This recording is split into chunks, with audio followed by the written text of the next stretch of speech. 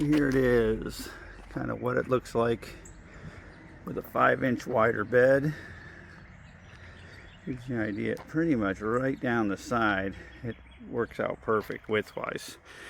So obviously I found something out a little bit later than I wish, so hopefully this helps anybody out there trying to do this. A long bed, step side, forward, factory bed is actually 2 inches taller. So this bent rail will actually be 2 inches taller, and it's 5 inches wider. So a long bed is already 5 inches wider. It just happens to be 2 inches taller. So in theory, you could take a long bed, shorten it to fit on a short bed, and you wouldn't have to do all the fabrication I did. The other piece is, what do you do for a tailgate? So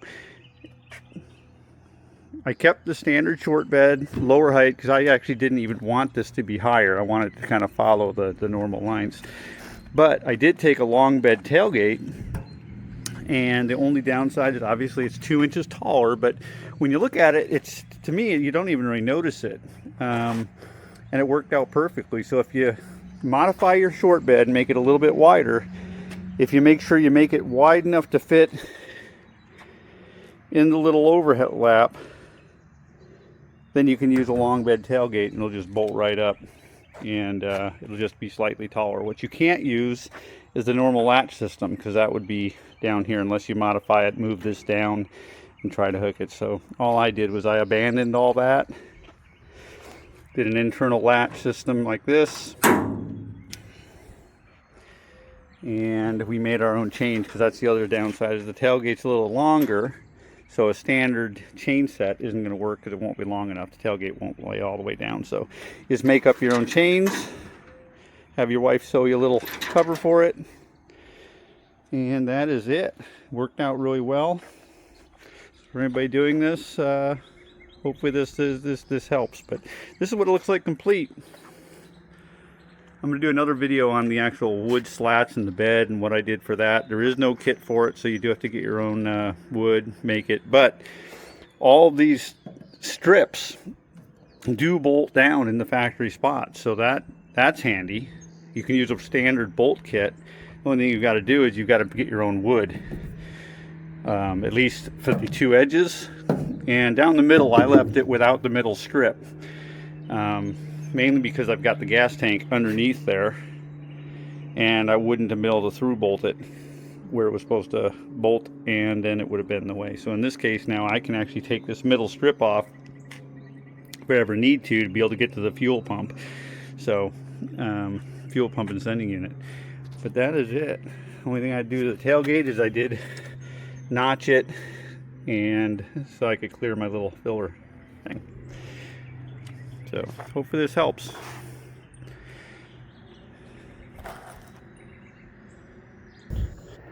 My problem is I'm putting a Crown Vic rear end in this thing, which is 5 inches wider than the stock rear end, which sat nicely under this. So I actually need to widen the bed from the stock width by about 5 inches so that it sets right over my tires. The nice thing about that is front cab on the 61 through 66 is kind of wider than the rear bed by about 5 or 6 inches. So when I widen this thing, it actually should look proportional to the front end. So the only issue is they don't make 5-inch wider cross pieces. The front supports, none of that is wider. I can get the bed sides, which I did, but I have to fabricate this and the front bulkhead. I don't know what you want to call it, but I got to fabricate this. So that is all. The fabricating is done. Got all the pieces made. Nice 1x3 right there. Just some 1x3. I went 090 wall, capped it, ground the weld smooth so the water won't get in, and that's going to weld across the top. And this was just raw sheet metal that I took and made my own kind of angle iron brake to hammer that over and bend all my corners. So I've got my lip down here, which the wood rests on.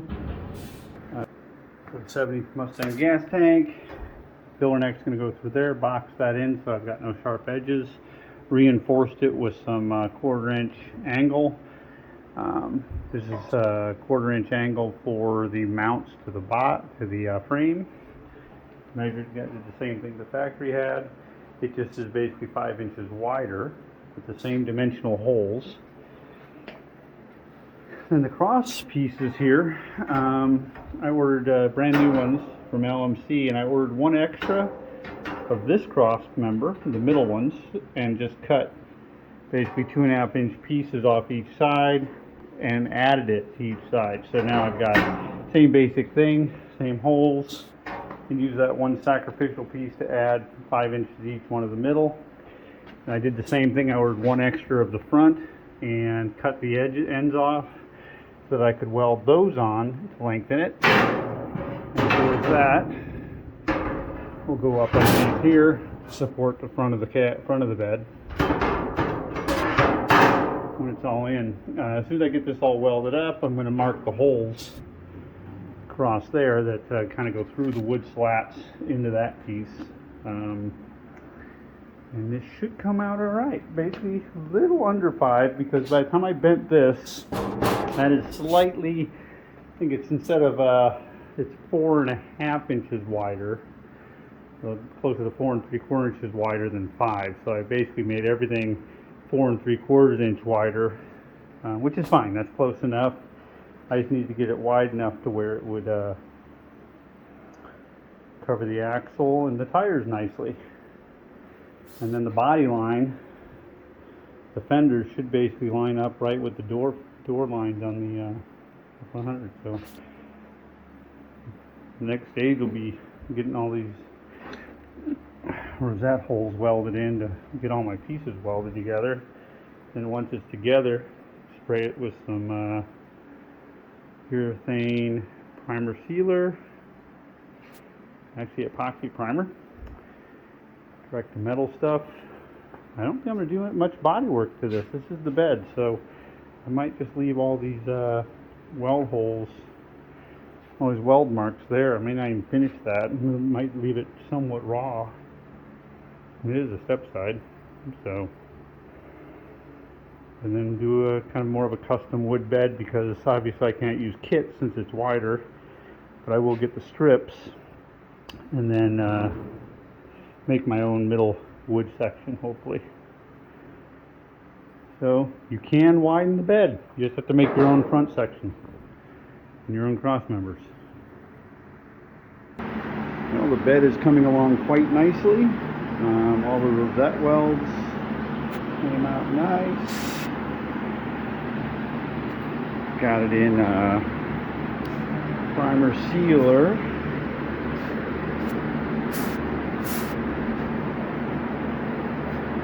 Of course, we've got a DTM direct to metal epoxy primer, and then now I've done a top coat of sealer just to make sure I get a consistent paint. That's what I did on the cab, so hopefully all the colors match nicely. But it's nice and solid. Everything came out really well.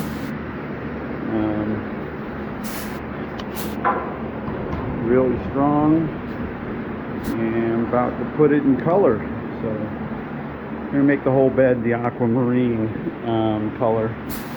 You can always two-tone it in some form later if we decide to, but otherwise it can be all one color right now. That should work out well. Time you see it, it'll be in color, then in clear. Final part, fenders. And of course you have all these bolts that go through, and generally if you don't paint the truck with the fenders on, then you have these bolts. So I'm going to paint these bolts while I'm painting the metal. Scuff them up with 120, and I'm going to basically give them the same treatment I'm giving the fenders, which is epoxy primer and base coat, clear coat. We'll see how those how they come out. And then this is basically the electro finish, rough sanded. I did 220 since I don't have a metallic paint and it lays down pretty good, I want to make sure the epoxy stuck really good. This is a DTM epoxy primer. Because you've got any bare metal showing, you definitely want to do that. Any rust and stuff. And once I got that done, I'm going to put some color and some clear, and it should be looking like a real step side here. Fenders are in color and clear. Been sitting all night. They're going to go on the truck now. And then all these nice little, I did order the stainless steel ones, but coated them with epoxy base and clear. Put 3 coats of clear on these, and that came out really nice.